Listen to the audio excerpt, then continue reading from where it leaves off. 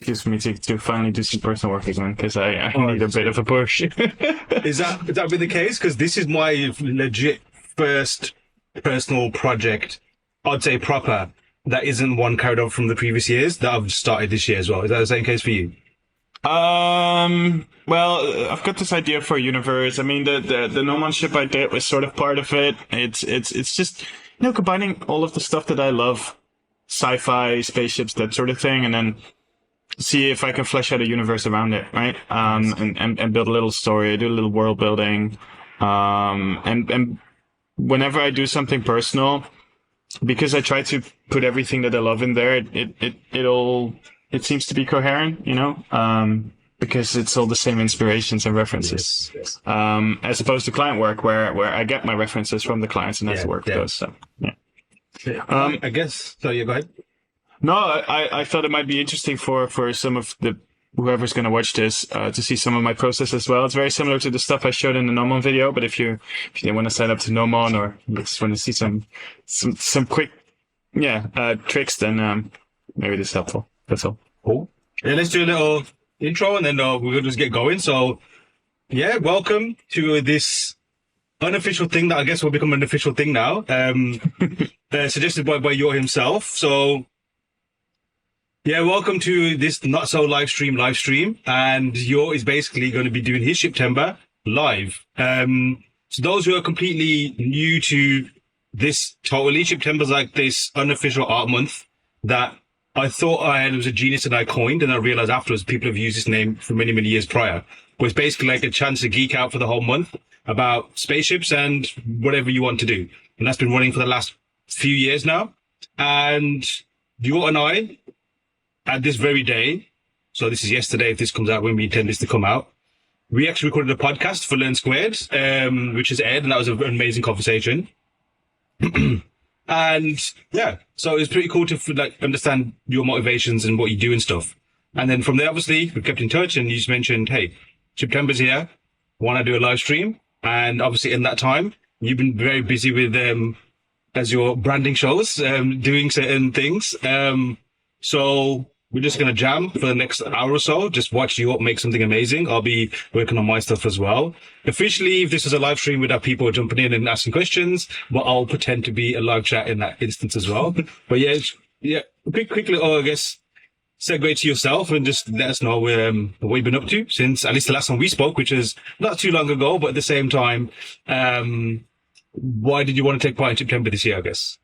Yeah, well, I mean, for people that know me and know my art, obviously, I'm really into spaceships. I've been wanting to do a personal project around Shiptember for a couple of years now, and sometimes it's hard to find the time and the motivation. So I thought, this Aaron guy is really cool. How about I hit him up? We do a little stream together. We just, nerd out and I can just work while I'm doing that. I actually do that quite often. I've got a couple of Discord groups that I sometimes join, and I'm just working away in the background. It's just nice. I like it better than maybe sometimes being stuck in your room by yourself. So, I did. I just thought that's fun. For the people that don't know me, I'm Jort. I'm a concept artist. I've been in the industry working now for 10 years. I'm from the Netherlands, and I started working on Horizon Zero Dawn straight out of school, and then on Star Citizen after that in Manchester. Did a bunch of stuff, bunch of film work, a bunch of games. And then recently I have founded Pathfinder, where I work together with my friends on some really cool projects. Still early days. We have some projects in the works, but looking forward to expand in the future. Super exciting. Yeah, that's basically me. Sick. I'm actually quite happy. I'm very excited as well because I just realized for the longest time how I have not done anything like this, like just actually jammed with people. I used to do some study sessions back in the day on the Learn Square Discord, even Slack before it became Discord.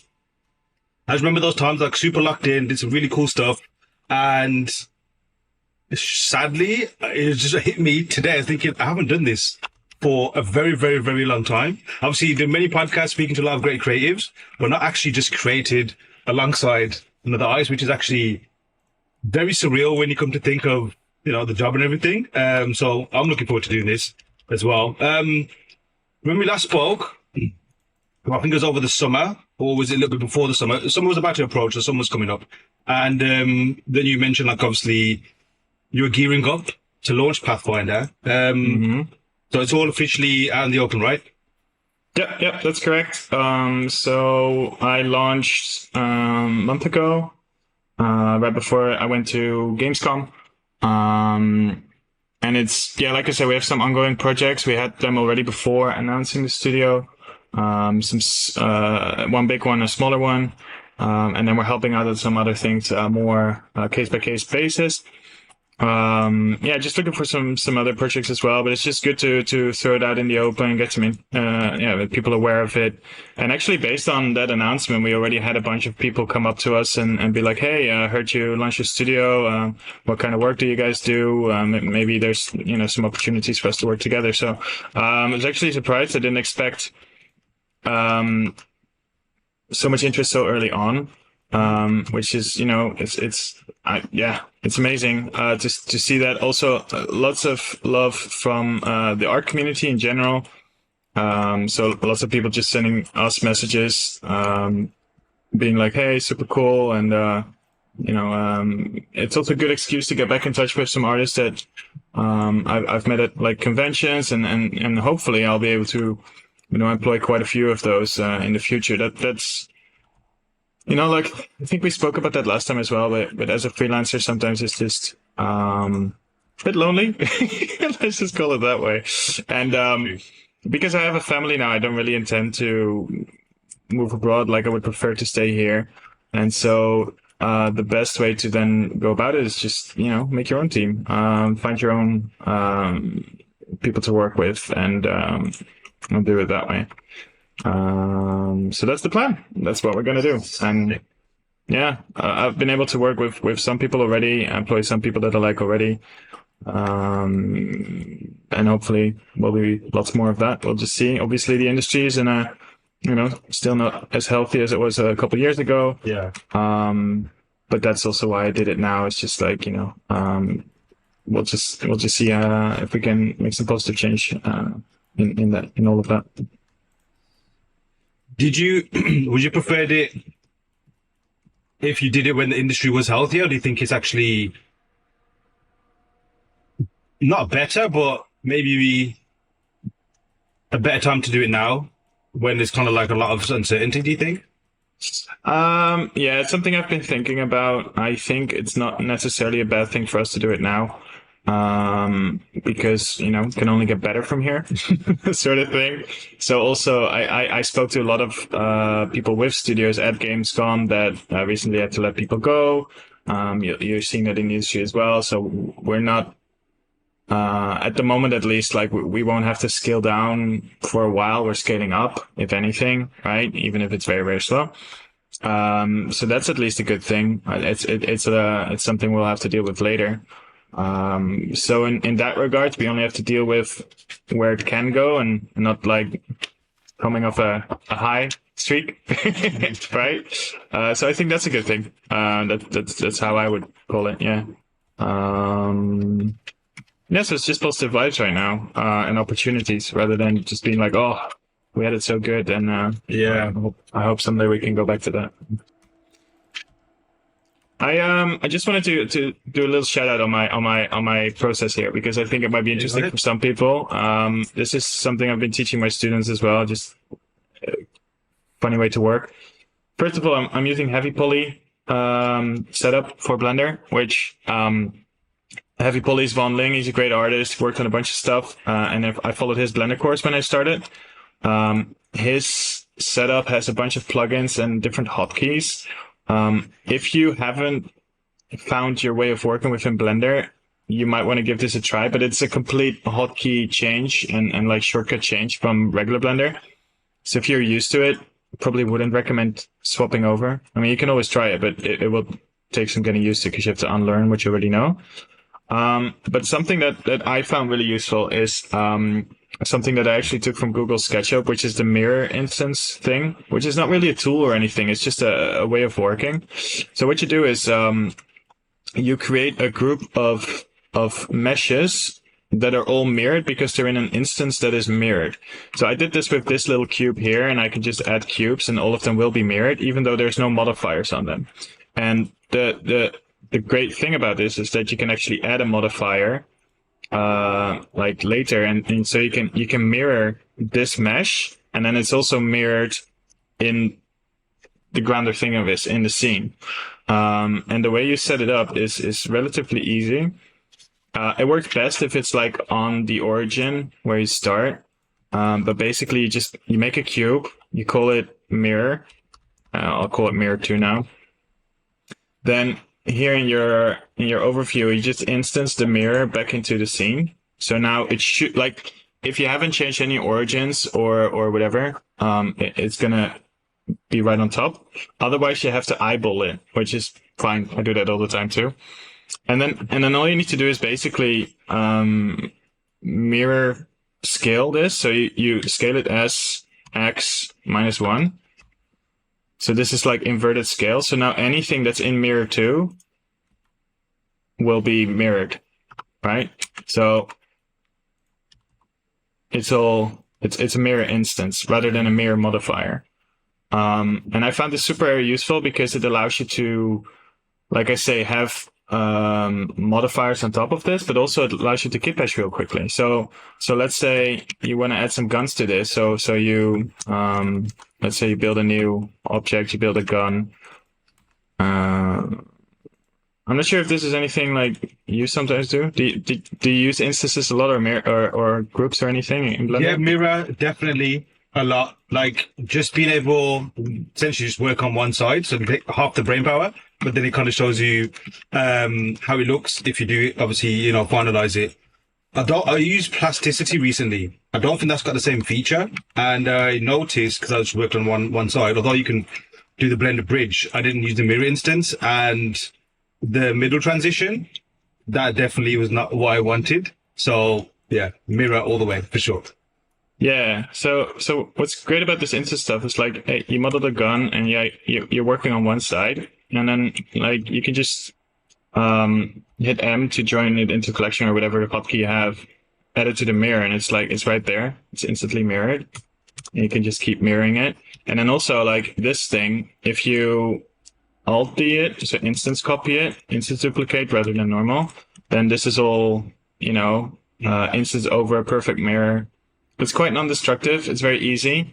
You can also do quick variations this way with the whole mirror. So if you take everything except for the mirror, you copy it over, and then let's say on this variation you want like 2 guns, right? Everything is just there. It's quite easy. You can just work on a variation here that has other stuff, but then yeah, all of the other stuff's the same.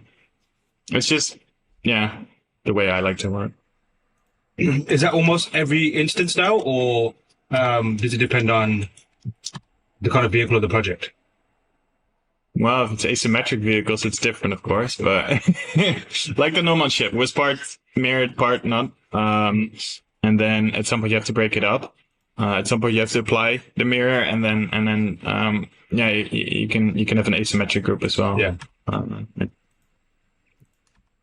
Anyway, that's just something I wanted to share. Thought maybe it's useful. I hope I'm blowing some minds somewhere, even if you already seem to know it.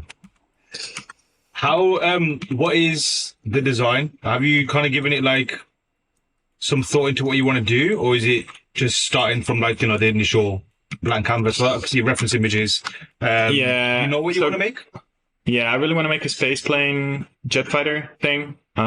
So there's this thing down here, which is from Halo Reach. It's this jet that you shoot up in, and then you do some space combat, and then you come back down. I like the concept. I don't like the design. So I just want to do a better one of that. And it also looks quite a bit like the No Man's ship I used to do. So there's already some similarities there. So I'm trying to do a better version of that, but then also I'm looking a bit wider to see what else is out there and what else I can combine. There's this, which I really love, from this amazing artist who I keep forgetting his name. He's I'll probably link it to you. Oh, yeah, send it over. I recognize that. Tang P or something. Yeah, that sounds right. Yeah. Love his work, all of it. There's some other bits here. Yeah, and then some like Chinese jets, some American jets, some Russian jets. So. Yeah, he's on Instagram. It's @station/pangp, PANGP. And on Instagram, it's @pangphscad. Yeah, excellent stuff. Yeah, absolutely.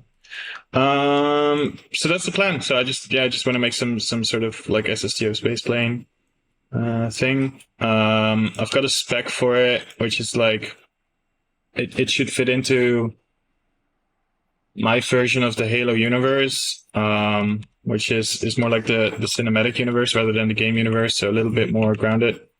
But then Master Chief keeps his helmet on like he should. Does he not? So I've never played the Halo games or watched it. I understand, like is it a thing like he has to keep his helmet on, and does he take off in the show? Yes, exactly. Yeah, no, that's a big problem. Okay. The whole thing with Master Chief keeping his helmet on is that like you can see yourself in that role and that function. Yeah. Which is why it's such a strong thing.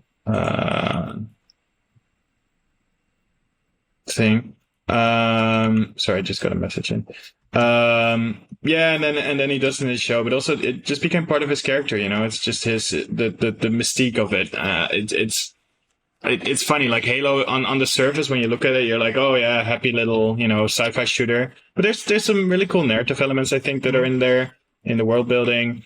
Like your main antagonists are sort of like a religious cult, at least for the first like 3 games, and they're all being misled by their religious leaders, and then one of their leaders sort of figures this out and joins the chief, that sort of stuff. Like there's some cool stuff in there, but on top of that, there's cool hard surface stuff, cool aliens, cool environments, and the thing is like it all takes place on this ring world, which is the Halo, which is why it's called Halo. And it's like this nature, but underneath the nature, it's just mechanical. It's almost like what a lot of these Gundam shows do, where you have like some sort of like colony, and then but it's all like plants and grass, but then underneath it's all like metal, or like with Evangelion, where you have like the Tokyo city underneath, where it's all armored and everything pops up and it's all turret. That sort of hidden layer that's just really interesting to me. So that's why, really connected with it. So that's something that it's like sometimes casual, sometimes deliberate, where you kind of like build out this kind of story or this reason for whatever the design is, whatever it might be, whether it's a ship or whatever. Mm-hmm. Is that something that you do a lot? Yes and no. So, I try to latch onto something deliberate when I find it and I see that it's working. But sometimes you also just want to mess around and just create some cool shapes and then find the meaning later. Yeah, I do like it when sometimes like you try to justify cool shapes with meaning, and sometimes you try to justify cool meaning with shapes. I don't try to do it one way. I try to try both sometimes. But then again, I don't do too much personal work. Usually the client dictates which one comes first, and then I try to do the other instead, right?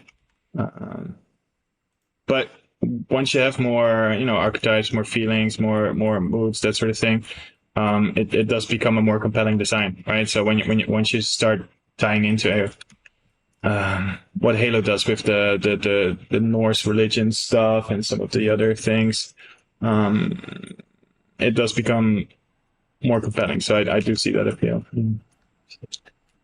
What about yourself? You ever try a hand in any of that? I think you nailed it. Like the different kind of angles you approach it. Sometimes it is a case of the shape becomes something and then you start adding meaning to it, versus there's like this almost ideology at the very beginning and then you gotta try and like build out of that kind of stuff. But I think either way, there is something that's never like empty. That makes sense. Like it's, whether it is just the shape, there's something about that dictates it.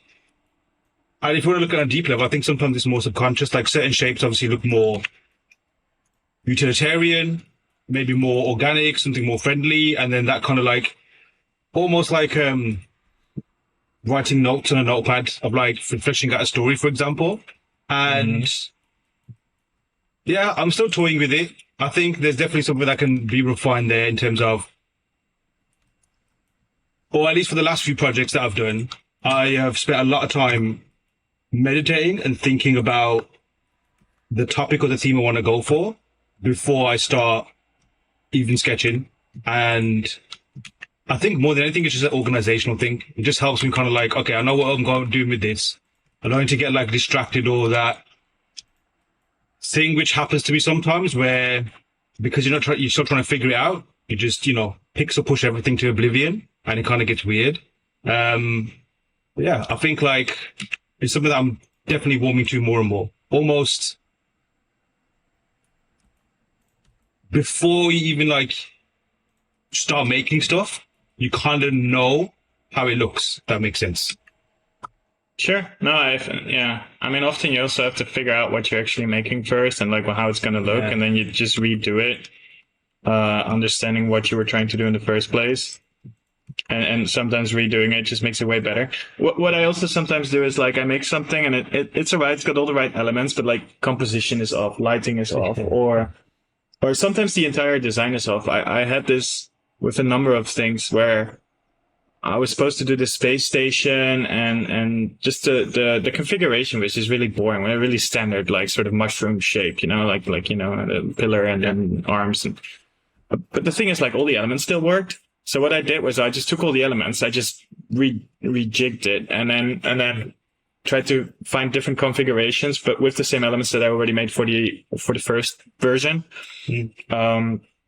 Basically kit bashing your own work, right? And then I even do that in 2D sometimes, where I just photo bash with the painting to see where I can find some other opportunities. Quite often it works quite well because you isolate the one thing that doesn't work, you try to iterate on that, and then carry on.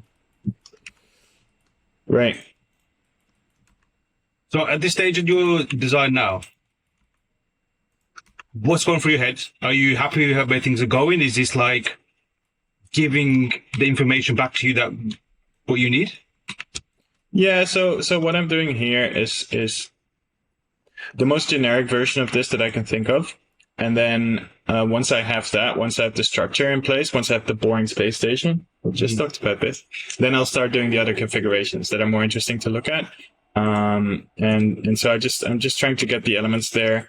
The body shape for this version, I'm thinking like a sub D way of working. To get the main body going, and then punching in the detail that way. And then I can see if that works, and otherwise maybe try something else. This would be more like a hypersonic plane, which has like a belly scoop for air. I'm not sure if you're aware of those, but that's just it's inspiration from science. We'll see if it works. That's interesting. So do you start thinking at a certain stage what techniques you want to use? You mentioned obviously like I'm going to go the sub D route. Obviously it does come in handy when you know a few different workflows to kind of pick which one you want to take. But when do you kind of like decide what kind of tools you want to use, or method, I guess? If it's a job, then if it's like smooth stuff, then it's usually mix of sub D. If it's not, then definitely not. I just try something, see if it works. If it doesn't, I'll try something else. That's usually how I go about it. It's a bit basic, I guess. But I mean, that's it. You just try something, see if it works, which is. And I noticed you're using color as well. Is that just to separate the elements, or are you going to go with that color scheme? It's absolutely to separate the elements and also to get the readability better. Because if you keep it just one color, it's definitely not going to stay one color. I'm not sure what the colors will be, but I know there will be more colors. And so it's good to already have some of those colors in there, I think.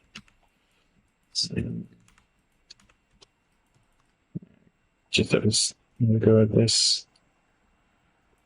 Shape, angles, that sort of thing. Do you have, like, I find this with certain, I think I do it more often than I realize. Do you have a certain view that makes sense to you? If that makes sense, like the view that you need to look at to see if the design's successful. Obviously, we can pan around things and assess things in every single angle. But is there like a certain kind of vantage point or viewpoint that tells you what you need to know? That makes sense. Not really. I do like to go around, make sure that it looks good from every angle. Usually what I do is like, well, I think the side view is kind of cool. Then I look at the top and I'm like, holy shit, what's this monstrosity? Yeah. And then you need to work on it there. See if there's some opportunities to make it more interesting. No, for me, it's definitely all the views need to work together. And that's also why I prefer to work in 3D. Like if it's just one view, I can just do it in 2D and then sure, the one view works and then I'll carry on. But with the 3D, I'm definitely more inclined to make sure it works from all the angles and not just the one. Yeah, I mean, that's the one cool thing about doing things in 2D. You can nail it and it looks great. And then when you try and translate it, because you want it to look like the sketch, but then like you said, like sometimes on the top view, it's not going to look great, or even on the 3/4 view, it looks weird. Then it kind of become a pain in itself. Do you only work in 3D now? No. So quite often I would start with 2D sketches. I thought because we were only doing like, I don't know how long this is going to be, like an hour or so, or a little bit more. For the sake of time, I'll just do a bit of 3D stuff and show my 2D process. But quite often the first day I would just spend on 2D sketches these days, because it's quicker to find some shapes and some more interesting forms. And then I'll go into 3D after. I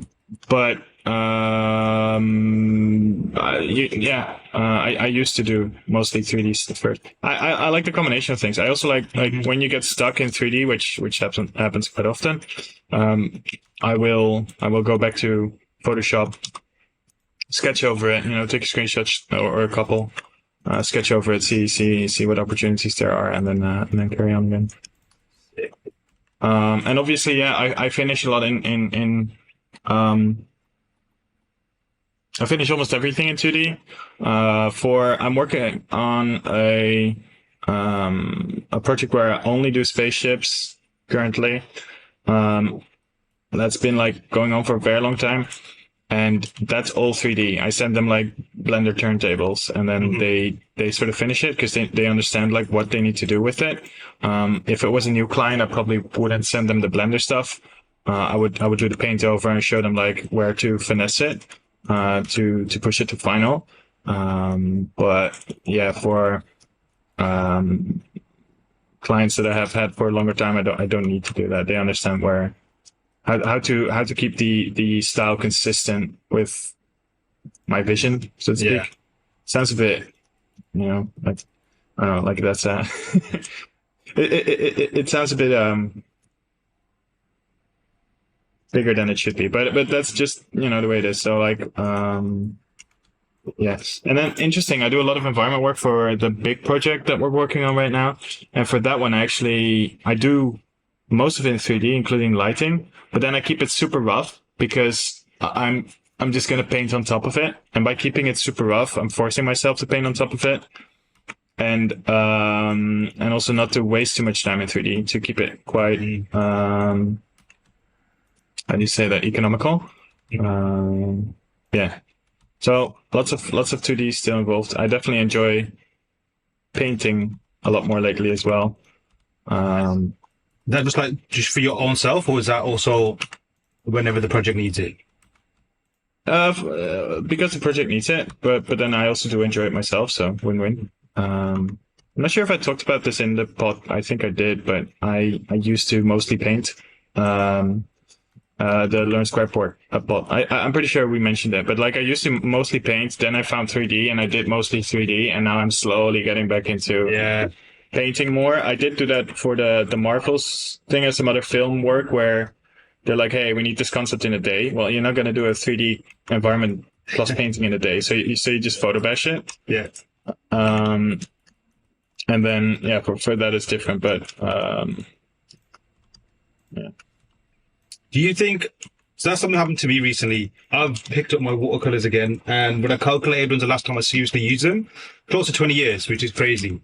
What is the reason for you to get back into paint? Is there a reason? Is it like an organic thing, or was it like a deliberate kind of like, not rebellious thing, but you just thought, no, I need to get back on this thing that I used to enjoy?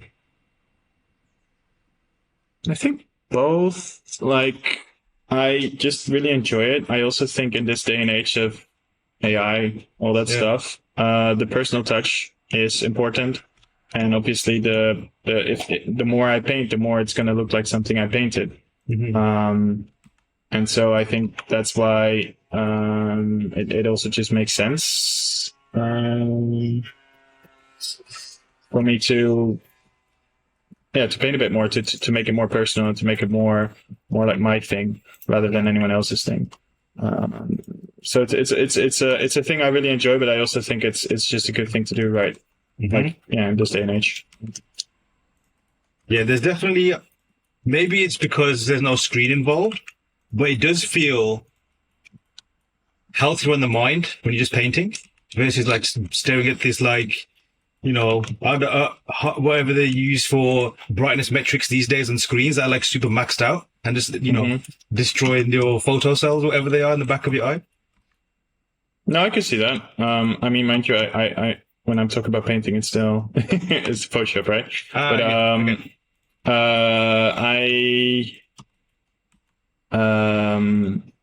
mean, I haven't painted for a while, but I used to paint lots and lots of Warhammer. And yeah, it's really good to just do something creative that's not with a screen. I can definitely see that. Just pencil sketches in the sketchbook, even though I really miss the flexibility of working digital. I think it's just it's very good to keep up and keep doing and do consistently. Yeah. What are you working on? Can I see some of your? Oh yeah, yes. Let's go. Let me share.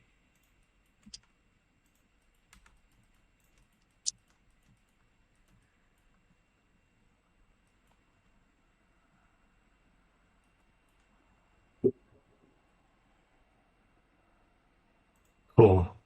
Can you see? Yeah. Cool. So yeah, this is my first ship vehicle for Shiptember this year. It's my 6th volume. So the theme for this year, since for the last few years I've been going by themes and hover bikes, hovercrafts, anything that hovers basically. So kind of like, I guess the restrictions are going to be just have to hover over ground. These won't be blasting off into space, although they could. You never know. So this is the first one of a bunch I've already sketched out. These are basically how the Shiptember start. Just a bunch of scribbles. Let's go. This particular one, let's see if you can see, is this one here. That's all I've been running off since I've been making this, is that particular shape. Although I did kind of do a refined version. And yeah, that's what this is. So I've made this in plasticity, which was fun, but these bits here, I just find them very boring.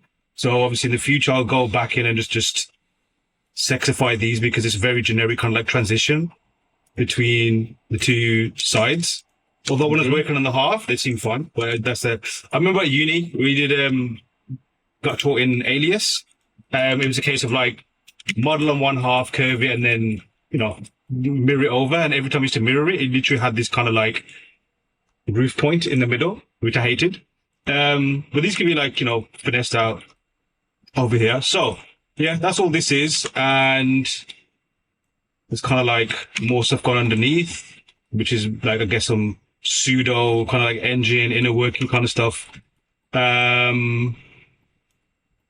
So that's what the series is. There's no more.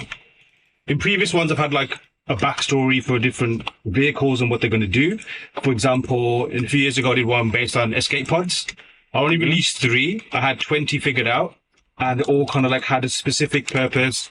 And I had like a little, not a mission, but an incident all figured out that would lead to the need of that vehicle to help you escape or whatever.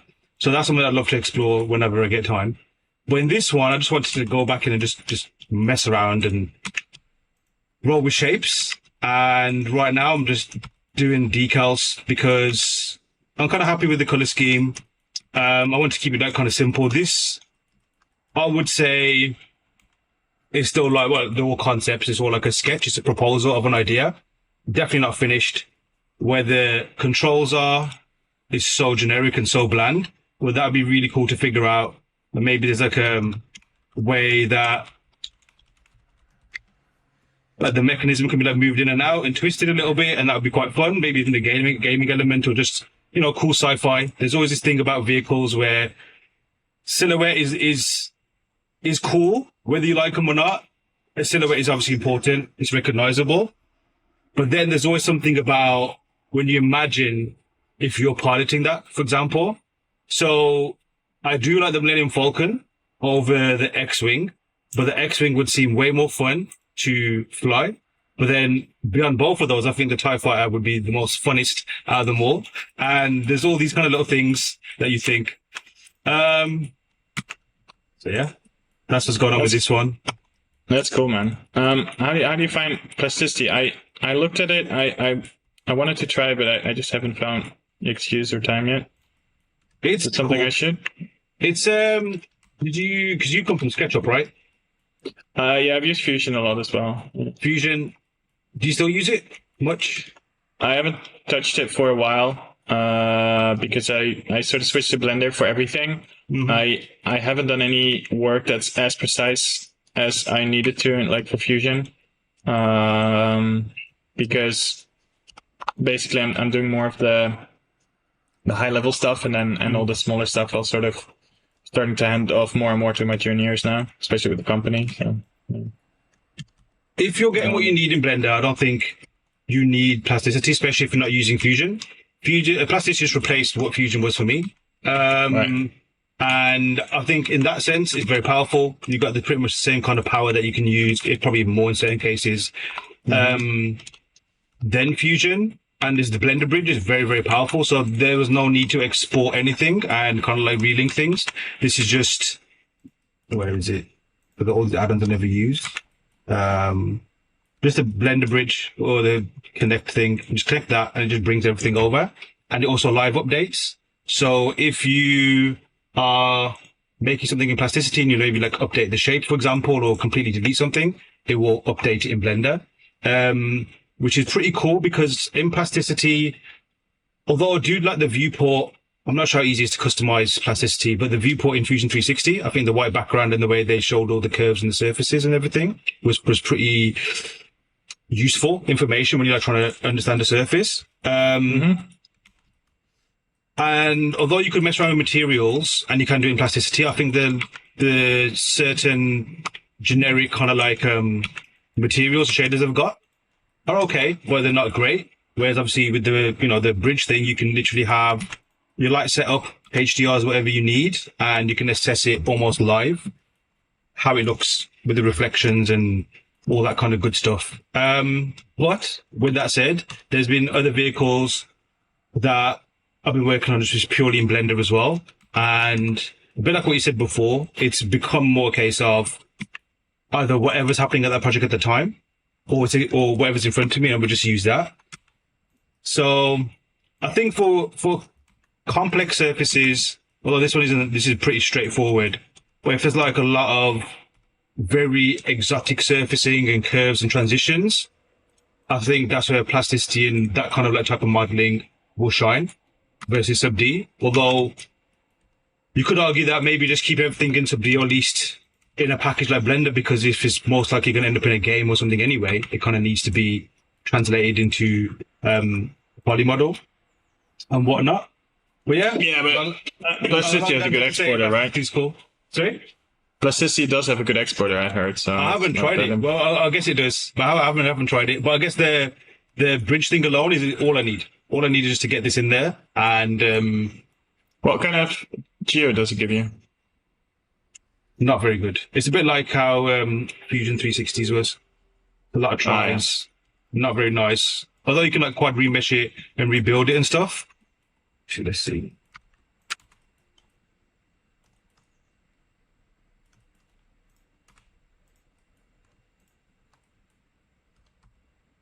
Nah, not very good. So if you want to send it, like you can still like do auto UV and then do you substance painter much?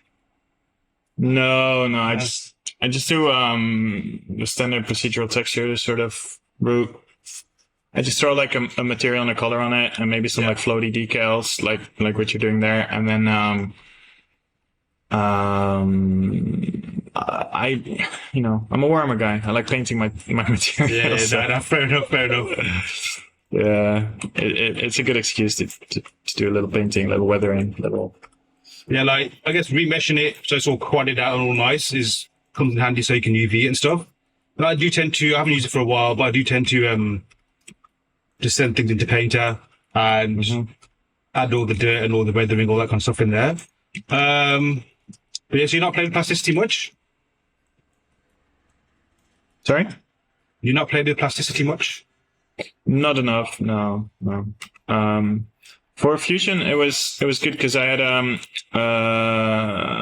basically a giant list of hard surface stuff to do, and I was like, and I was working on Star Citizen at the time. I was like, hey, can I try this new software that I heard about? And then just do all the process of that. So it was a great excuse to go and learn it. Yeah. The same with Blender. I had a really good use case for it to do more environment work in a more controlled way. Because before I was doing my environment work in SketchUp and then lighting it with Keyshot, and it's not the best. I didn't have the control that I wanted. So yeah. Would you say you settled on your workflow now, like tools and stuff, or is it constantly shifting? It changes per project. I mean, I've got a 3D workflow. I've got an environment workflow. At the moment, I'm doing more painterly stuff, which is why I keep it rough and paint over a lot. I guess if I'm going to do more 3D heavy photo bashy, where it's like super crisp finish, I'll probably have to change up my pipeline a little bit again. I just, like I said before, I feel like it's better not to add that personal touch and make it not feel like 3D or hint at being 3D. Like the hyper-realistic stuff, for me at least, is just not as relevant, interesting anymore, but it might be for a client that I work for in the future. So then I would just switch back to some of the things I used to do, which is more photo heavy, more photo bashy heavy. Luckily, I've worked on a lot of different things with a number of different clients and workflows. So it should be relatively quickly to modify that again. Yeah. So this and I agree with you, especially in the sense of anything that adds personality to it. Been thinking a lot and listen to a lot of people talk about the way they make things and stuff across the spectrum of creativity and even beyond that. And there is something about, I guess another way you can call it, like imperfection, like when you got your personal touch, like the way you walk, fingerprints, talk, that kind of stuff. Like we all have these little quirks that I guess add to individuality, and that's essentially what that's what we kind of look for, I guess. Like we can tell when something's uncanny because it's, we're kind of programmed to understanding when things are supposed to be the way they are, especially like looking at faces and stuff. And I think that's the same with I guess when someone's created something, maybe it's not obvious straight away. Maybe it's something that is super blatant. Like for example, when you see a Tarantino film, you can see Tarantino all over the place. Whereas maybe some other kind of films or whatever, it's a bit more subtle, but then when you look into it, it's noticeable. So with that said, is that kind of why you're focusing more on the painting side of things? Or is it just fatigue from doing all the hyper-photorealistic stuff as well? Yeah, no, I think both. Yeah. Like I said before, I think it's just, it I am fatigued, but then also I feel like it just adds more value to my work as a product for clients, when they see my personal touch. It's just, and also it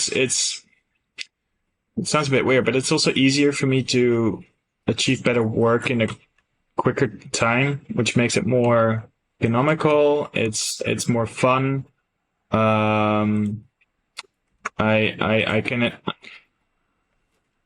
like I said, like when I had to work on a lot of the film projects, they were like, "Hey, do I do this like environment painting in one day?" At the time, I couldn't do that with the workflow that I had with SketchUp, Keyshot. Keyshot took like 2 hours to render back then, right? No, but like like it just wasn't possible. Right now, if I get a similar question, I could do 2 environments in a day with the Blender workflow, right? And so, and the painterly stuff. Obviously, if it's hyper realistic, won't be able to do that. But, which it just allows me to iterate much quicker. And like I said, it's more fun for me as well. It's a bit easier, to get good results that way, or the results I'm looking for. Yeah, but it's something I really had to figure out, discover, explore. I thought hyperrealism was the way, and then suddenly this AI thing happened, and then everyone was like, "Oh!" And then I was like, maybe there's something else for me too. Then, which there ended up being. So, yeah, That's something I've noticed as well. Like, obviously, looking at the AI stuff, I'm starting to understand how much that has influenced and impacted the way I want to create, whether even if I didn't realize it or not. Obviously, I had this kind of like attitude initially, although I was like jumping on the mid-journey bandwagon as soon as everyone started using it. I thought, "Oh, this is amazing." That changed very quickly, especially when I learned like, all the ethical side of things as well. And basically speaking to Greg Rakowski in particular, like hearing firsthand how it affected him, that kind of definitely influenced me. But anyway, but I'm doing what I want to do. I have the skills to kind of like do things how I want to do them. And I'm cool with that. But slowly, and I think like I'm going back to using more traditional stuff, not for any other reason, just because I haven't touched it for a while. And I think subconsciously it's more like this whole thing of this tool that can do anything faster than you and better than you and looks more realistic than whatever you can do. It's almost like, okay, so you go the other way. Like that route is kind of blocked and you kind of go the other way. And I kind of at the same time hate it. The fact that it's kind of like, that's the reason why I'm kind of doing other stuff when I naturally would have wanted to do it for, I guess more pure reasons. But for yourself, like, has it affected you in a similar kind of way? Like made you kind of do certain things that you probably didn't do before, or pushed you in different routes that perhaps you weren't planning on going on? Yeah, I think that's a very good, it's a question on everyone's mind, like how to deal with this whole AI stuff. I haven't tried any mid-journey. I did an interview where someone was like, "Hey, how about AI?" And they had me try some like 3D generation tools, which honestly weren't great. And the thing is, it's like, they ask like, "What's the use case for AI?" Blah blah blah. The thing is, it's like the only way I see myself using AI, if anything, it's for the stuff that right now I'm going on TurboSquid for, just random background things that don't really matter, stuff that I buy kit bash packs for, that sort of thing. I think if you lean on AI to do the heavy lifting, I think that's a bad approach to anything. It's like buying a kit bash set and expecting the kit bash set to do the work for you, right? Like it's just not, like, that's not why anyone would hire you. Then they just buy the kit bash set themselves. And it's the same with the AI. So I think in a way, what AI does is hopefully show a lot of people what's actually important about their own work, about themselves. It shows them where they can actually make a difference. And hopefully it helps, it helps to just clarify all of that and not be like doubtful about, I have to focus on this hyper realistic trend. I have to focus on this. I have to focus on that. For me, at least, also the painterly stuff is just like, where can I add more of me? Where can I add more, make a difference, like as an artist, like how can I show my voice? And that is, well, for me personally, it's not just a painterly touch. It's also my design solutions. It's the way I, and this is the reason I started Pathfinder. I really enjoy communicating with clients and like finding solutions for them. Because often it's, that's concept art in general. It's not really about the images you do. It's like, what are you trying to solve? And I feel like that's all stuff that AI just can't do. And so for me, it's just been a really good way to reflect, and see what's important. The difference between art and content, even if for the companies, even if for the companies that's not clear yet, for me, it's super clear when a game like that new Hollow Knight game comes out and it's like, sure, it's a platformer, but it's got so much soul and quality and it's art. It's not content, right? It's just, it's the same with everything right now. It's, oh yeah, but people are watching YouTubers instead of going to the cinema. Well, make a good film. They'll come, Bang on, man. Bang on. So that's a very interesting topic. And like I said, content there, because that's a phrase, and I'm definitely an old head now. So that was never a phrase. When you saw anything that was entertainment, it was like a show, TV, whatever, a game, right? Content is almost like this very sterile term of something that has been made. Almost you could imply, without any creativity, just like slop in a way.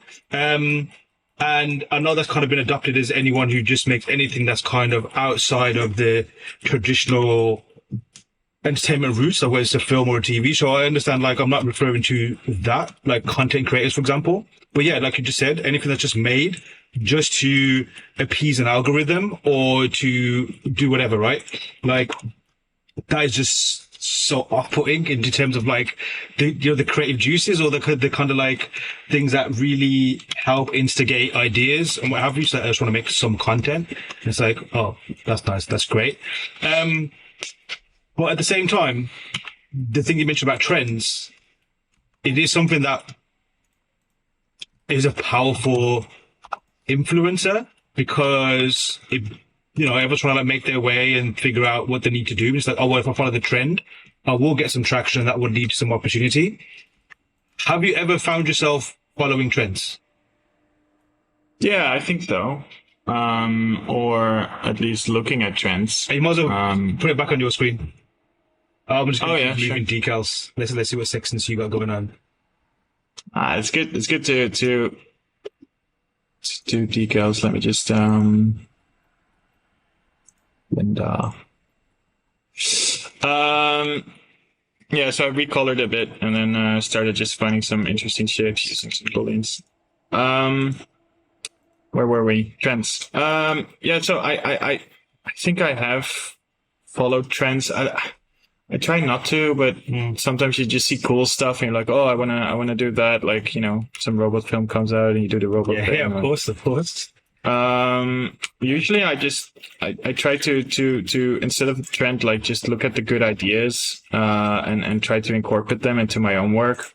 What I really love to do is to, rephrase good ideas, break them down into like useful things. John Park, one of the people from, Brainstorm, right? And great artist. He had this super interesting talk or video one day where he says like, yeah, you can break good work. You can break it down in so many components, and then just use those components for your own work. And the example he gave was, you look at a Sargent painting or any other good painting that you find. Doesn't even need to be about the same topic. It doesn't need like a landscape painting for character work. Whatever. The thing is, a really good painting will have really good proportions or really good composition in it.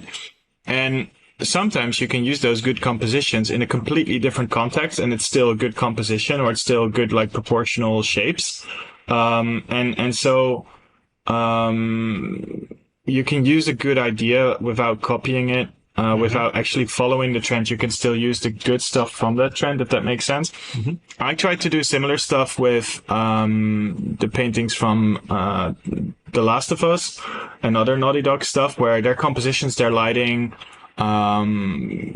is just really, really, really good. And then, how do you do that with sci-fi elements? So you just look at like how they organize their shapes, how they organize their values, and try to learn from that. So then when you get like the sickest art dump on ArtStation with amazing art, rather than trying to copy that art, you try to sort of like break it down, into something that you can reuse.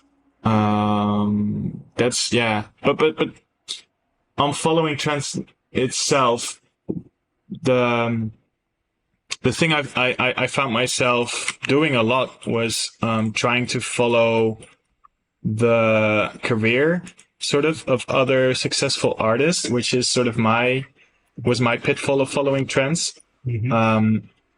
Once I figured this whole stuff out that we've been talking about, like finding your voice, sort of like, what can I bring to the table if AI brings this?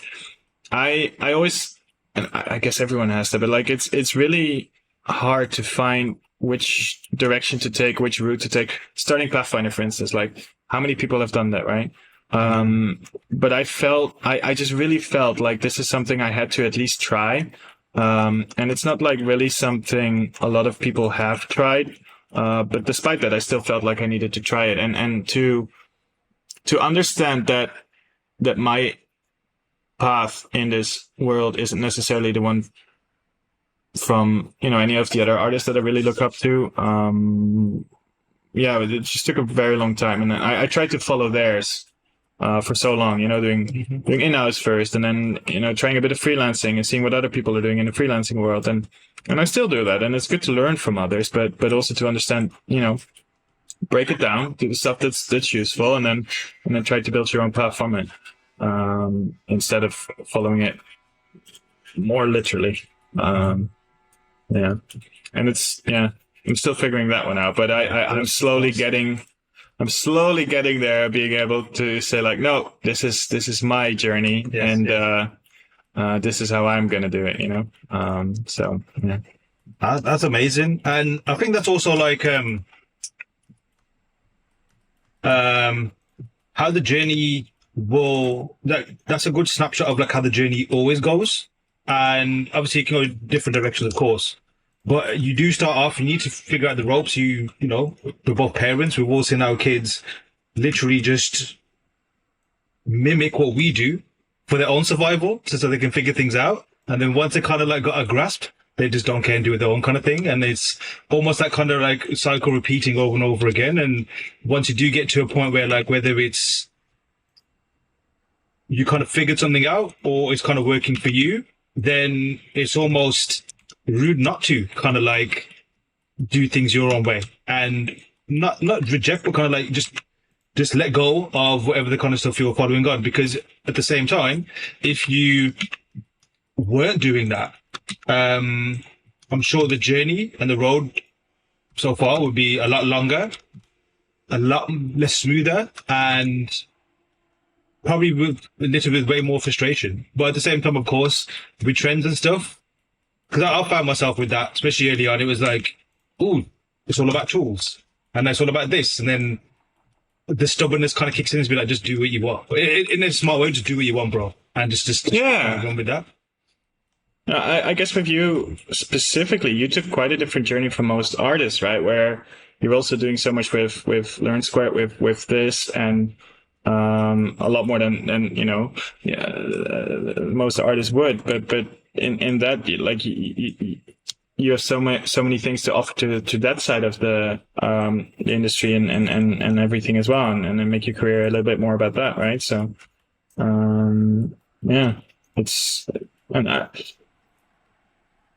it's hard sometimes to understand. It takes a lot of confidence to be like, no, this is my it's my journey.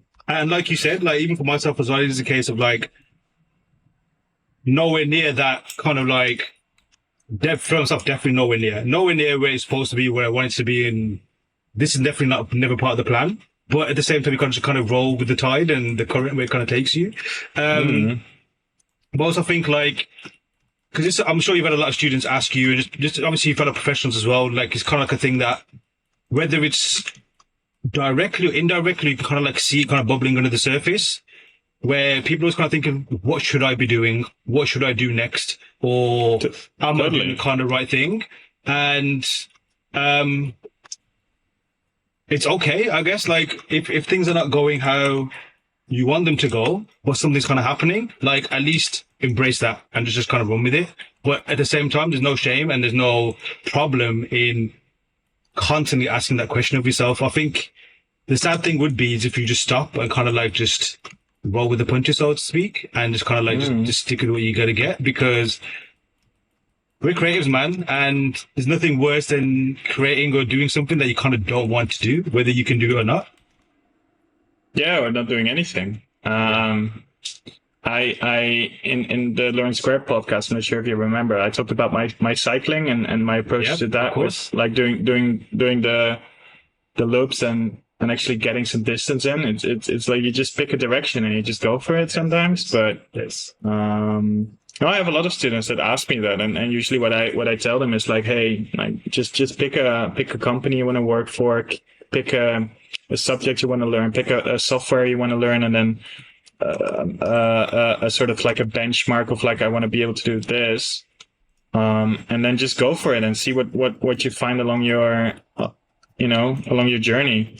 I keep saying path because Pathfinder. It's also like part of the name is really finding the path for the clients, and also in my educational career finding the path for my students. No, but like it is like that. It's like just pick somewhere to go there, and then if you find something along the way, maybe there's something else that you want to pursue, and that's fine too. You just pick another one. Yeah. So you mentioned earlier on. Sorry, go ahead. No, all yours. So you mentioned earlier on when you announced Pathfinder, people come up to you. Were these people that you already knew or completely brand new people? When I announced it, you mean? Yeah, like Pathfinder, like people looking to maybe work with you, or like, just seeing maybe they'll collaborate and stuff? The people interested in working with me were all new people that I didn't even know existed. And some local as well. Like a bunch of people I didn't even know that were in the Netherlands with certain careers where I was like, oh, all right, interesting. It's funny, even in a small country like mine, Netherlands, we have like, 17 million people, and they all live in an area maybe 5 times the size of London or something. Okay. Including all the suburbs. It's funny, like, how you keep discovering people that you didn't know exist, but then also like people just pop up. Like there's this great artist that I'm gonna do a mentorship with soon. I did some already with him. In the Netherlands, he basically learned how to do concept art over COVID by himself, watching YouTube stuff. And he got like to a really good level where he was just, hired during COVID without any studio experience. And I'm like, dude, that's nuts. Yes. So it's not like you just didn't know them. They also, they keep appearing because, schools are also still going on and going strong. And, it's great, man. I think that's also cool to see. Like, Concept 101, I bumped into a few people, similar kind of story. Nicola, I think, is Nicholas or Nicola? Sorry if I butchered your name, sir. Similar. I only just started recently or something, and I don't know what to do, but I just really want to make this kind of thing. And that's the energy that from my friends that I work in different kind of professional fields, like you just don't get that. You don't see that kind of like story or tale. It only seems to be in the creative kind of realms or anything that involves some kind of craft, where you kind of get this the energy that like, I want to do this, you figure it out, and then it leads to these kind of opportunities. And speaking about like, the industry stuff, I have noticed a distinct difference or observation, I guess is a better way to describe it, of how people are taking the current turmoil and the way the industry is as experienced people versus those who are just embarking on the journey. Like they've probably just finished school, they're trying to figure it out. They've got all these obstacles in their way, especially if you look at someone who's experienced who say, well, back in the day, this was how it used to be, and now it's nowhere near as good. So therefore things have gone worse or not so fruitful anymore, versus these wide-eyed creatives who are just like, I don't care what the situation is, what the landscape is, let me just go. Let me just run and let me kind of figure it out. And there's something powerful and inspiring about that fearlessness. And yeah, you get the people that really want to, they just want to achieve it no matter what. Like those are, it really sucks because you also want to you want everyone that loves this job, this profession, this world to be able to get a job in it. Right now with how the industry is, it's actually only the people that really want to make the sacrifices necessary to get jobs these days that will get it, which is a real shame. It's the hardest on the juniors for sure. But then also, honestly, with how difficult life in general is these days, financially and everything, maybe it's better not to get into this and do something that's a little more profitable if you're not, crazy enough.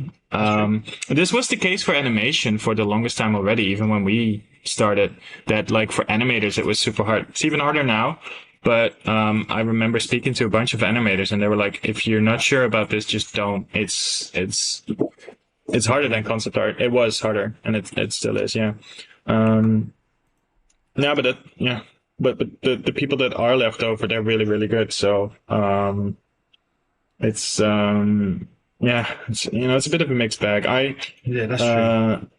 I see a lot of like amazing people still that also will get jobs. I just take a bit longer now. That's a good point actually as well. Like that's also another thing that I've noticed. Like it's one of those where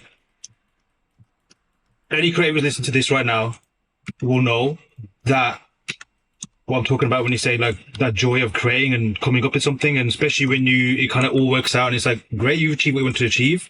Like that's an undescribable kind of like feeling or energy, but that's something that we kind of feed off of, and it's great. And if you could sell that in a bottle and say just try this, it's going to change your life for the better, you'd do that, but obviously you can't. But then at the same time, there's also that kind of like thing where you try and tell people like it's not all rosy, it's going to be a brutal journey. Like, oh, you better be prepared, because as cool as the rewards are, I'm sure things are going to be great. Like you have to be prepared for whether it's setbacks or the rejections or just the uncertainty. And even if things are rosy and the industry is like absolutely perfect and it's not even no worry about finances or jobs, just that personal kind of journey or the inner demons that you have of like, am I good enough for perfection or what have you? Those can get quite out of hand as well. And it's like, it's almost this beautiful kind of like balance of like, this is the best thing ever, but this could be the worst thing ever. And you're prepared. And sometimes you don't even get that kind of like advice. You just get told, jump on board, do the thing, and you'll figure out yourself. And it's almost, like the disclaimers are put front and center as much as the benefits. Yeah, no, I mean, yeah, absolutely. Couldn't agree more. It's just, it's a bit rough out there, but there's still work if you want it, if you're good enough.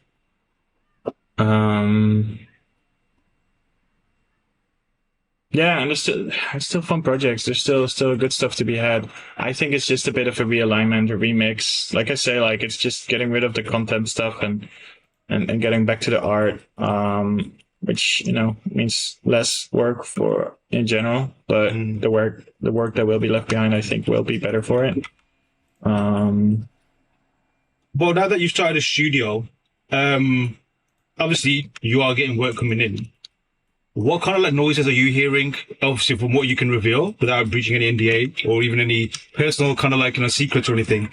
What's the vibe you're getting from the industry? Um, in general, like I said, like there's still a lot of work out there. It's all about like finding the right projects for the team, making sure that you work on the right, you get the right people for the right jobs. That's tricky. There's still a lot of passion for making great games and great products. Mm-hmm.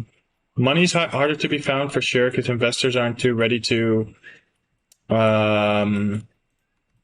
But once it is still happening. So like the ceiling is just a bit higher, But I think if you have something good, there will be people that will be able to support that. You just have to do a lot more, but then also the tools are a lot better. It's just a bit trickier, for everything. But I think I don't think it's going to end anytime soon or anything like that, Yeah, I think like, it's these are my musings on it. Although this is more like as observer now, as someone compared to like embedded in the industry, but things will change. It's not like games are going to stop being made or even movies. Like people are going to want to consume that kind of stuff. Whether it's better or not, obviously time will tell. Some could argue that the quality of things has degraded, but that's because we've got more things to sample from. So maybe the quality levels always kind of stay the same. You just got more slop that you can consume. But even if it does kind of like change, that's inevitably what will happen. It will change. People are still going to want to make things. There's like, I mess around with music, beat making and what have you. In the early 2000s, late 90s, like if you were a beat maker and you were making hits, you could charge insane amount of money per beat. Nowadays, if you're a beat maker, you're looking at like, from what I understand, less than $100 for someone to buy your beat. Whereas like big producers 20 years ago would be charging 100,000 or more, for example. But the desire to consume and make music and what have you is still there. It's just, and I think it's a bit of a different industry because I think there's a lot of exploitation with streamers and artists not getting basically their share of the pie, so to speak. But music hasn't died. Music hasn't stopped. If you look at it versus a certain time where things were more lucrative, you could say things have gotten worse. But it just means different kind of stakeholders have taken a hold of, the money flow, what have you. But there's still some very cool shit being made and will continue to be made. And I think, getting a bit philosophical, I think that's something very human, like the need and desire and to create, but also to consume it as well.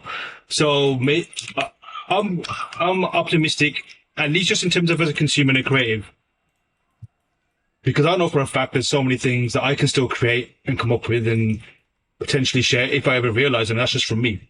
And there's so many things I want to see from other people, what they can do as well, and what they want to create and what their proposals might be, something that I've never experienced before. So yeah, it's definitely a change, but I think it's a very interesting time. Yeah. No, I think that's the best way to talk about it. It's a change. Things are always changing, especially now. We're in a tech world. Tech is developing, evolving super quick. Yeah. It's we just gotta move with it.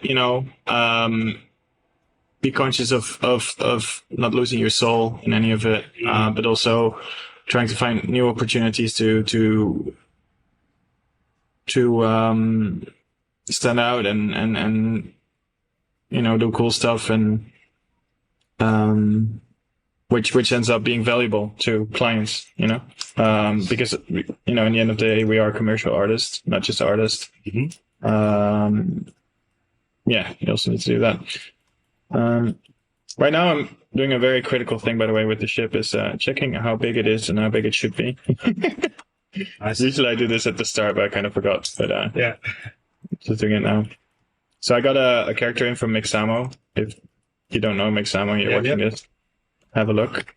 And I put a box in that's the length of an F-22 that I can judge. Because one thing I really love the Peng P guy stuff, but all his planes are like huge, and I just wanted to make sure mine wasn't too big. I like this size a little bit better, so it's just something I'm doing.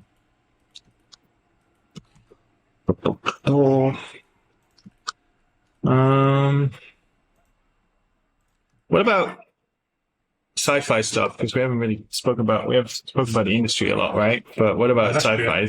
We spoke a bit about Halo, but like, what's the sci-fi IP that really inspires you? Why did you start Shiptember? Like, what are the kind of spaceships that you were like, this is so awesome, I need to start a whole channel movement thing? That was an accident. That was just a massive accident, a bit of a parody of like, oh, let's just start an art month because there's like 20,000 art months every year. Let's just add another one. And then it just becomes what it has. And actually, I took it seriously. People took it seriously. That was also born more out of similar kind of things we were talking about earlier, like frustration. I've been doing any personal work, not being able to. And when a creative is not allowed to create, it just bursts out somewhere. And in this case, it was Shiptember. So, with that said, IPs wise, I wouldn't say there's one specific thing in terms of what really influences everything. But what I do appreciate the most is those that really offer something different, something new. Obviously, Star Wars is a great one because they've got a ship for almost every kind of purpose or every kind of space, every kind of region, every kind of environment. I like those kind of things that offer world building, and that can come in many different ways. You got obviously the Star Wars thing, which is just make something cool and it will just figure itself out. Then you got things that are super grounded, like anything in the James Cameron film, which also is equally amazing. But I think the stuff that I found really inspiring recently, although I haven't really weirdly consumed that much sci-fi, is, and this is not even spaceships, this is more like the proposals of creatures and nature. But have you seen Scavenger's Reign? Yeah, not all of it. I started it, but I'm really bad at watching shows. That's cool. But like the whole premise of like where they got all these weird creatures and they're doing all this kind of weird stuff, I think that's what it is. Like that's what I like. I just like weird stuff. And thinking back, which ones stand out? Like his Fifth Element is something that's super weird in terms of like visually. That's super cool. But then at the same time, anything that Daniel Salmons lent his hand to, I'm always like, that he was the person that got me into wanting to do this in film and games. Because I did transport design. I thought, oh, he's a transport designer that stopped doing cars and worked on movies. And the way he designs and the way he handles surfaces and all that kind of stuff, I think I'm just literally trying to trace that still for the rest of my career. And once I kind of hit that, then I can kind of branch off elsewhere. Well, I think now my brain's gone blank, but there have been some cool stuff that I've seen recently that I thought, okay, that is excellent. But now my brain's gone blank, so I'm going to hand it over to you. What about yourself? Nice. No, I love the James Cameron, good shout. I love all of the stuff that they do. It's obviously very, very grounded. But what I love is that, especially in the last film, they managed to get that animal vibe back in with the crab, like Max, and the boat as well. It's something I've been pushing for a little bit more in my own works. Then, yeah, obviously like Halo. I also I haven't studied transport design, but I'm a big fan of industrial design, and I have followed it closely, like technological developments, that sort of thing. And I'm also always really inspired by what's having actual challenges, real world challenges, and then trying to solve them. So I think like sci-fi and concept art sometimes it's just fun to do something similar where you just, create yourself a challenge or a hypothetical or whatever, and then try to solve it. Like, some of the best vehicle designs, and this is something I usually challenge my students to do, is like, it's actually, I'm not sure if I should share this, but I'm going to do a course where it's basically like, hey, this is a planet that has this and this, like, dangerous element, like lava or whatever.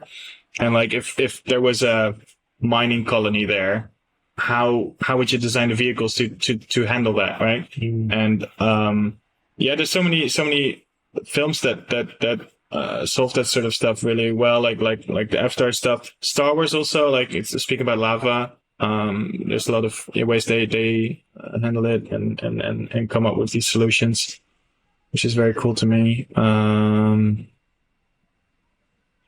What else? Real world planes, obviously. Yes. Blackbird, that sort of thing. I used to have a little model of a Blackbird when I was like 6 next to my bed. That's really cool. Man, there's so much. I guess Star Wars mostly though. I guess, it's one of the first things where I really saw a spaceship and I was like, oh, this is awesome. First one I saw was episode 1 with the Naboo starfighters, and they were just so cool. And then I saw episode 4 and I was like, oh, this is amazing. So you were a kid when you watched it, right? I watched episode 1 in cinema. And I'm from 91, so it's that was the right time for me. Yeah, and all of the Lord of the Rings I watched in cinema too. I'm really happy I did. Although I don't remember going to those, but I remember going to episode 1. It was fun. I think there's something about watching Star Wars, especially as a kid, especially if you're creative. I wonder if you saw it now for the first time, would it inspire you as much? At least visually. It's hard to say. So here's the thing. What's really funny is that episode 1 has a really bad rep amongst older people that have seen the other films before, because it's more kid friendly. You had all the little fart jokes and the Gungans and that sort of thing. And they're like, this was horrible. Why did they do it? And it's sort of like my response to the new trilogy as well, where it's like, it's a bit too kiddie. But then when I watched it, I thought it was the most amazing thing. All this fart stuff I didn't really notice. For me, it was just pod racing and the starfighter and the battle scene and the droid ships, and that's what I loved, and I think, as a little kid, that's probably the stuff you'll pick up on mostly anyway. And all the fart stuff, I don't know why they put it in there, but for little Jort, you could have left that out, and it was still as enticing for kids. I think it would still work. And I think Avatar is doing the same. And I just hope there's more films like that. The Creator, for instance, like it also did that for me, right? Like it's just there's so many cool designs in there, so many cool concepts. Even though it didn't do too well at the box office, I'm so happy it was made and put out there, and I hope there's going to be more films like it. Apparently it was quite cheap to make, and I hope that makes it possible for other similar films to be made. Bang on, fully agree. And I never looked at it this way. I guess I don't think I've explained it this way, especially with the Star Wars stuff. When I watch it, I watch it as a kid as well. So when you're as a kid, you don't, like you said, a lot of stuff goes over your head. You're just locked into whatever you're locked into, whether it's just like, the stuff that grabs your attention, or whatever. But for me, it was a case of like, oh, look at these cool vehicles. What's going to be next? Or whatever the world building is, just essentially toys. These are very cool toys. And I can imagine myself either using these or trying to evade these. For the longest time, I really wish lightsabers existed, just for the, fact that like, okay, what can it not cut through? Because apparently it can cut through everything. And all this kind of like, imaginary things that come with your head, in your head. And obviously as you get older, like you kind of lose that a little bit, because you understand how things are made, and kind of like, it doesn't feel as genuine sometimes when things are proposed to you. It's like, oh, that's just something fancy and cool, and that's what it's there for. But as a kid, you kind of like, really believe everything. But yeah, man, like Star Wars was a case of all I remembered were the things that was that bit of escapism or just look really cool. Like again, the pod racing scene, remember the cinemas, just the way they did the audio for that as well, and just the race and the different variety, that was excellent. Like I love F1, but what I don't like about F1 is all the cars look the same. There's little tweaks obviously when you look at it, but I would love to see, look, one's a triangle, one's a rectangle, one's a ball, and let's see who wins the kind of race kind of stuff. But then at the same time, when you see aliens for the first time and how everything looks super grounded and super like built on Earth, that's just also absolutely amazing as well. And kind of like we mentioned before, like you kind of bounce around. Like sometimes you want that kind of out there, just completely made up, pure indulgence. And then sometimes you want the stuff that's kind of like this thing could actually exist, and it looks like the Tumbler, for example. It's not a spaceship, but it's a vehicle. I hate that vehicle because I think it's super cool. The fact that it actually works, like it's a ride. I saw it in real life, an F1 race once, and it was absolutely cool. But for me, at the same time, like how I had a relationship with the Batman universe at the time, like it needs to look more superhero-y, not more military. If that makes sense. And those are kind of little things to have a conversation with.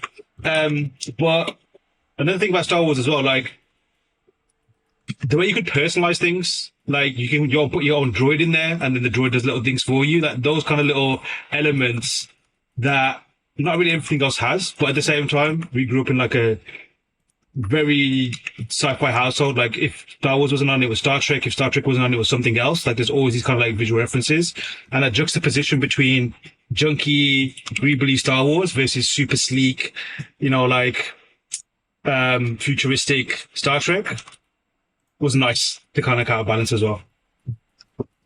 Yeah, no, absolutely. I watched all of it. My parents didn't really, but they let me watch whatever. So it's so good. Yeah. What about deep cut? Like, do you have any like kind of deep cuts or obscure things that probably no one's ever seen that you think that is so good, or at least for spaceship designers, that's something that you should definitely check out? Not for spaceship designers, I think.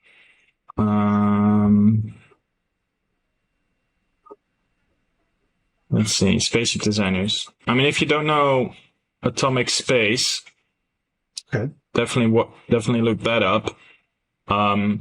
It's basically a collection of scientific papers, NASA concepts, things they wanted to do nuclear-powered spacecraft.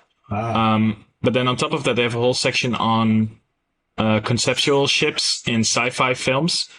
I recently scrolled on the site and they added some of my work and some of the work that, some of the people that we know are on there too, with some made up spaceships that are really cool and it could also work, and then they explain sort of like the thinking behind it, that sort of thing. There's a lot of interesting theory there about nuclear engines, other types of engines that would be I think I would call it mandatory reading or whatever you call that. Is that a website or Atomic Space? I'm pretty sure that's what it's called. Let me find Atomic. Did I mess it up again? Wait, Atomic Space. Alright, I messed up it. Atomic Space website. It is Atomic Rockets. That's what it calls. Atomic Rockets. Cool. Yeah. If you type in Atomic Rockets, and then it's really weird. You have to scroll all the way down to see all the pages of the website. Some of these pages are really, really long. But you scroll all the way down. And it's got some in here. I can share it probably in here. That's right. Yeah, go ahead.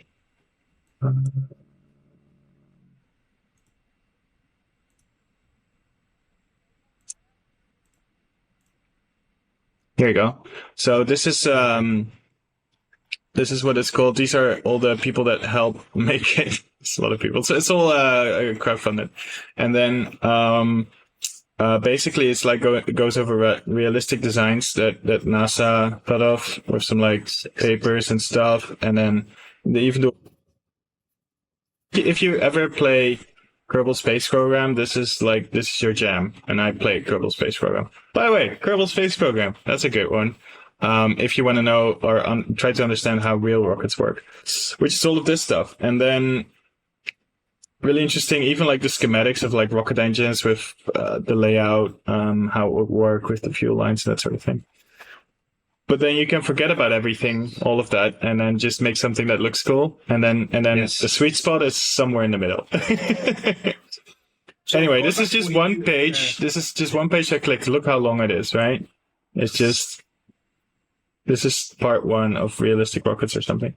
Then if you go to let's see. Was it Art Gallery or something?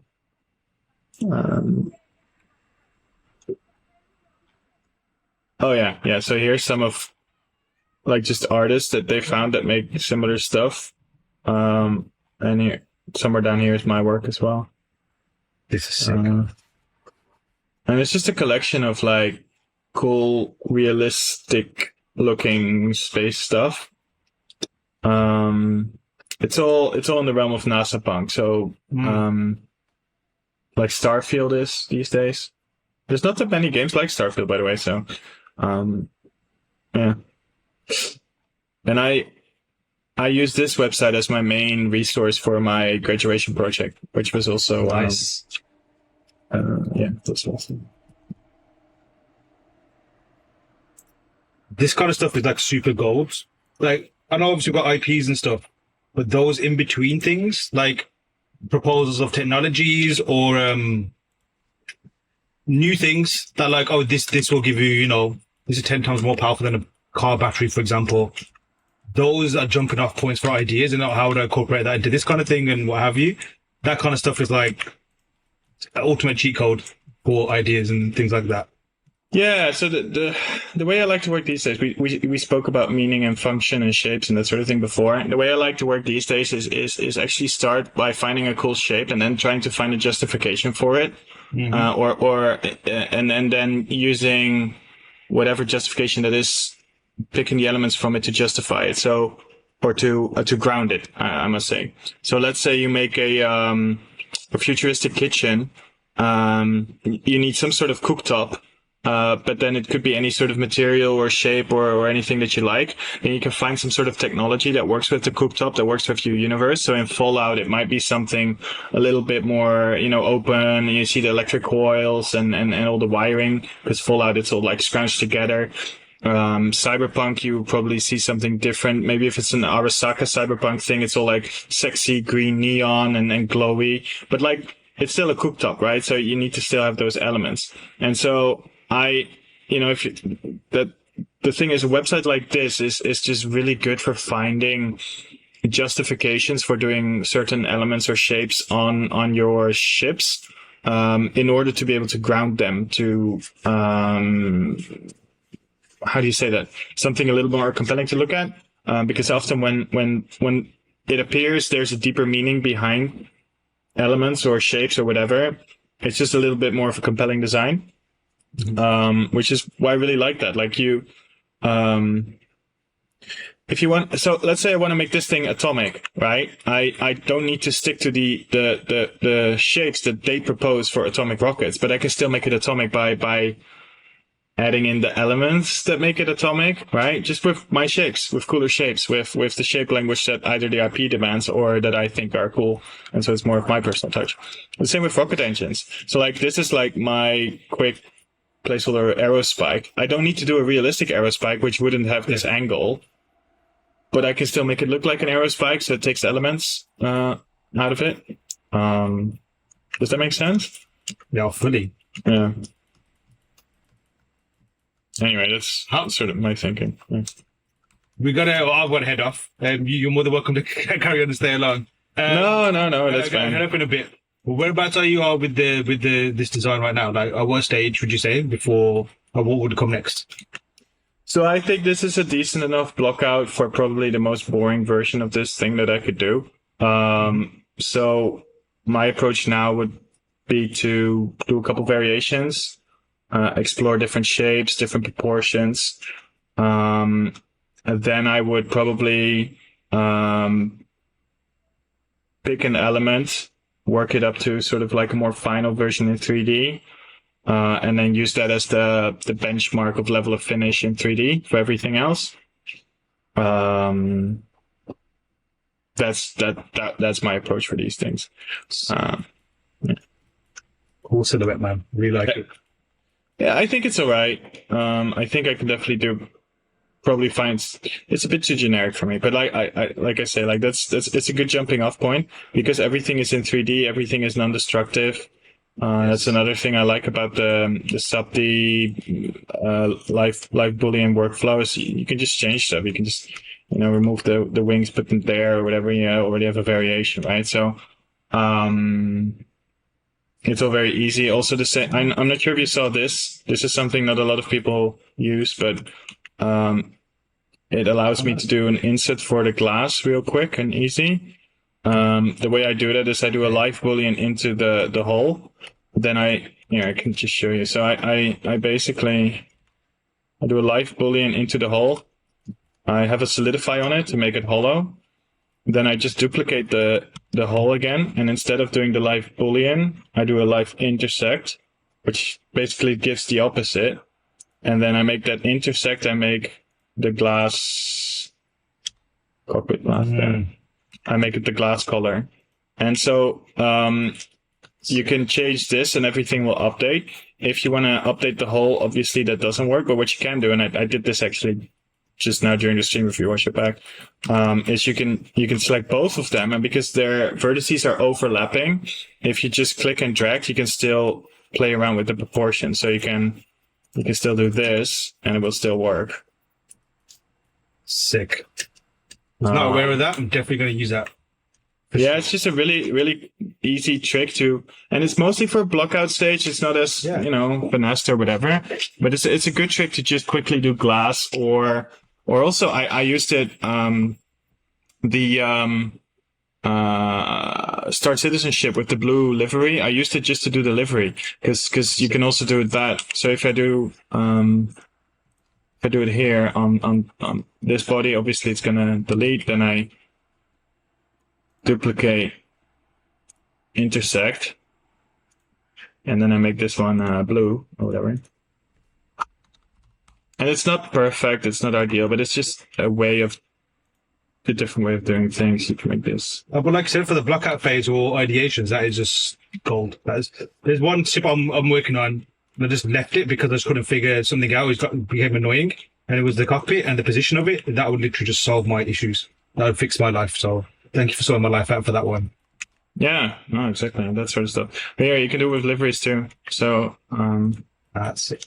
Right, so it's just blue. I don't know. That's something you want. Oh. Yeah. Cool. I'll definitely finish this. I think it's going to be interesting, and then we can post it in September. I need to finish it. What is it? Within 3 weeks, right? Before the month is done. So to be fair, our motto is your spaceships, your rules. So it's totally up to you. But yeah, officially September. I've got a few weeks left. It's halfway through. I haven't even done my first one yet. So it's all good. Yeah. So my idea for this anyway is just like this could like be a VTOL engine. I think that could be cool. And then the same would happen on this side. So this thing would like rotate too. Right? Then this would be like engine air intake for the big engine, and then it's for the space engine here, and then these are the VTOL air breathing engines or something. Yeah, we'll get somewhere. Sick. Cool, man. Let's wrap up. This has been sick and it's totally spontaneous. It was your idea, so all credit goes to yourself, and it's been sick, man. Thank you so much. No, thank you for having me, for making the time, and yeah, let me know if you want to jump on another call and do some more spaceship stuff in the future or something else. For sure. Cool, man. Sounds great.